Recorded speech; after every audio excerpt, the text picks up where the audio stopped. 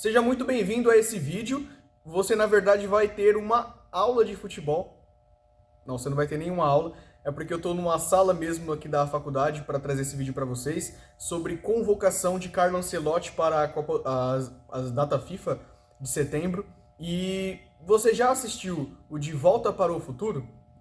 Esse vídeo aqui vai ser uma adaptação. Vai ser o De Volta para o Passado, porque eu também quero fazer voltar no tempo e fazer uma análise de Croácia e Brasil, os erros que o Brasil cometeu naquele jogo que causou sua eliminação, que culminou na sua eliminação e que o Brasil precisa corrigir para que possa chegar na Copa do Mundo de 2026 com mais chances de vencer, não que vá vencer, pode perder, pode ganhar, mas a forma que vai jogar pode ser outra do que foi contra a Croácia, e aproveitando também o ensejo da convocação, para trazer alguns detalhes aqui. Então eu vou pedir para você já desde o início deixar o seu like, se inscrever neste canal e ter paciência, porque esse vídeo aqui vai ser um pouquinho mais longo, porque eu quero trazer alguns asterísticos. Vamos começar então primeiro com convocação de Carlo Ancelotti. Ele levou alguns jogadores novos, né? Tivemos algumas novidades na lista do Ancelotti. Por exemplo, o Douglas Santos, lateral do Zenit, não estava no radar de ninguém, mas também ele traz o Luiz Henrique, atacante que era ex-Botafogo, foi importante em algum momento na seleção e foi deixado de lado na primeira convocação do Ancelotti, e agora ele vem para a seleção, assim como outros jogadores ali. O Hugo Souza, goleiro do Corinthians, foi convocado, outros jogadores que apareciam já no radar, como o Andrei Santos, volante que era do Vasco, está na convocação. O Richarlison novamente na lista, é um jogador que eu traria, está muito bem de confiança o Pombo. E já tentando fazer algum paralelo com Croácia e Brasil, que eu reassisti, Croácia e Brasil, e algumas coisas me chamaram muita atenção. Por exemplo, já começar com o Richarlison. Para mim, ele tem que ser convocado e tem que ser tratado como um dos 9 principais da nossa Copa do Mundo do ano que vem. Richarlison é um atacante de muita movimentação, ele briga o tempo todo.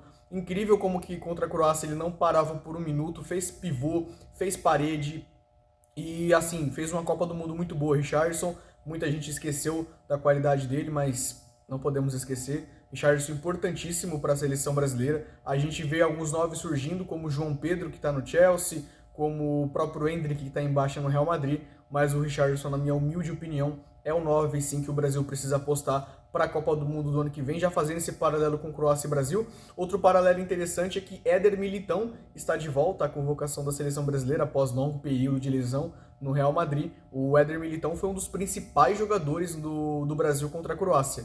Jogou como lateral direito, já que nós temos muita dificuldade com laterais, marcou muito bem, impediu todos os ataques da Croácia pelo lado direito e, além de tudo, ainda chegava lá na frente com perigo para cruzar, para fazer uma jogada combinada. Éder Militão, um baita zagueiro. Se você esqueceu que o Éder Militão é muito bom, eu tô te lembrando aqui porque eu reassisti Croácia e Brasil. Ah, Luiz, mas o jogo foi há 3 anos atrás, tal. É verdade, faz muito tempo, mas algumas coisas não mudaram de 3 anos para cá. A questão do Éder Militão não mudou, por exemplo. Muito bom jogador. Outra situação, Neymar Júnior. Eu já antecipei aqui com um vídeo que o Neymar não seria convocado, né, para essa convocação do Ancelotti, mas o Neymar ele está apenas com um edema na coxa esquerda, não é uma opção técnica. O Neymar vai voltar, até porque algumas pessoas não gostam, mas o Neymar foi o principal jogador da seleção brasileira naquele jogo contra a Croácia, tirava coelhos da cartola, tentava jogadas trabalhadas, finalizou algumas vezes, e o gol do Neymar nos acréscimos do primeiro tempo da prorrogação foi algo sensacional, de cinema, absoluto cinema, aura, o que você quiser. Ele pega, sai tabelando com todo mundo, basicamente ele falava, devolve a bola para mim. E ele ia tocando, até chegar na cara do goleiro, driblar o goleiro com a frieza que poucos jogadores teriam, e fez o gol que classificaria o Brasil para a semifinal, caso o Brasil conseguisse segurar os 4 minutos finais da prorrogação. Neymar, muito bom jogador, realmente está com menos força, menos velocidade, menos potência, mais propensão à lesão, mas o Neymar ele precisa estar nesse ciclo. Eu tenho dificuldades, né, de debater com pessoas que falam que o Neymar ele não é importante, ele já deixou de ser o jogador central da seleção brasileira. É só você ver o que o Messi ainda conseguiu fazer com quase 40 anos, levando a Argentina na Copa do Mundo, e é algo que ultrapassa o futebol. É o desejo de ser campeão. O Messi queria muito ser campeão e ultrapassou o limite do futebol. Se o Neymar quiser muito ser campeão, ele tem essa capacidade, mais do que Vini, mais do que Rafinha. mais do que qualquer outra. Na minha humilde opinião, o Ney tem que sim ser a peça central desse projeto, pensando na Copa de 2026. O que mais que eu vi da Croácia e Brasil que eu achei que o Brasil não pode repetir? O Brasil perdeu o meio de campo para a Croácia. Você vai lembrar que Brozovic, Modric e Kovacic, eles dominaram o meio de campo. Mas também o Tite teve muita culpa, né? E o Tite não é meio campo da Croácia, é o técnico da seleção brasileira, era o técnico. Ele simplesmente jogou com 4-2-4, ele jogou com Neymar, Neymar, Vinícius, Richarlison e Rafinha. E aí quem marca nesse meio de campo? Ficou Casemiro e Paquetá, e o Paquetá também não é tanto de marcação assim.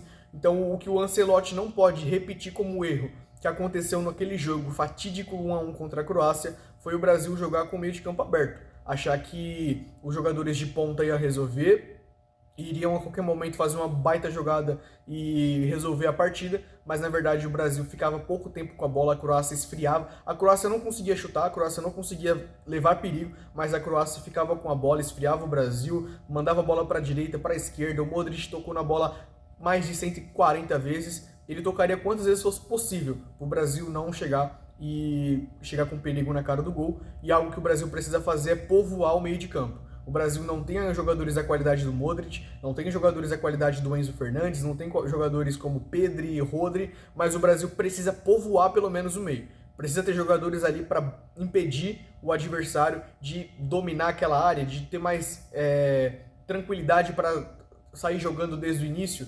O Brasil precisa do Bruno Guimarães, o Brasil precisa do Casemiro, o Brasil precisa do Paquetá, tem o Andrei Santos surgindo, tem outros meio-campistas ali que podem preencher ainda mais esse meio. O Brasil não pode jogar num 4-2-4, eu acho que não vai acontecer isso com o Ancelotti, mas é apenas um detalhe que eu vi de Croácia e Brasil que eu acho que vale a pena destacar aqui, que eu acho que não vai acontecer com o Carleto. Ele fez essa convocação, como eu já tinha dito para vocês, muitos jogadores novos, testes, ele realmente quer ver alguns jogadores na seleção brasileira, outros não estão nessa lista porque ele já conhece muito bem, como é o caso do Rodrigo, que não vive um bom momento, mas provavelmente vai seguir na lista da seleção, e outros jogadores não estão ali, por exemplo, como Antony, que esteve na Copa do Mundo do ano passado, enfim, entre outros. Mas o que eu queria trazer para vocês é esse panorama que eu trouxe do meio de campo da seleção brasileira, que precisa ser um pouco mais povoado. Neymar ainda precisa ser o centro do projeto. O que mais que a gente pode falar de seleção brasileira?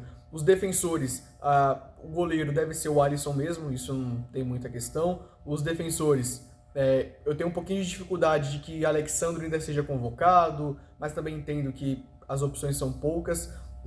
O Wesley, lateral que era do Flamengo, que está na Roma, muito boa, vai ser aí o futuro da lateral direita da seleção brasileira. Se não é tão brilhante, pelo menos ele cumpre bem a função, eu acho que tá ok ali. O Casemiro vai para sua última Copa, tem que ir mesmo, um bom volante, de boa saída, de muito boa marcação.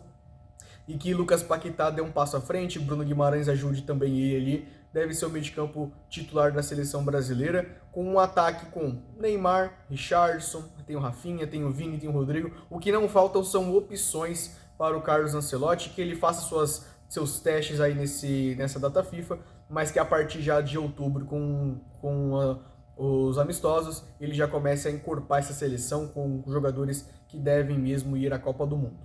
Tá bom? O que você achou dessa convocação do Ancelotti? O que você achou desse paralelo que eu fiz aqui de Croácia e Brasil? Tem alguma coisinha que eu esqueci que você gostaria de destacar? Coloque aqui nos comentários. É a seleção brasileira que vai caminhando aí para a Copa do Mundo de 2026. Vamos ver que Carlo Ancelotti consegue organizar a seleção brasileira para a busca desse título. Tô ficando por aqui. Até o nosso próximo vídeo. Um abraço. Fui!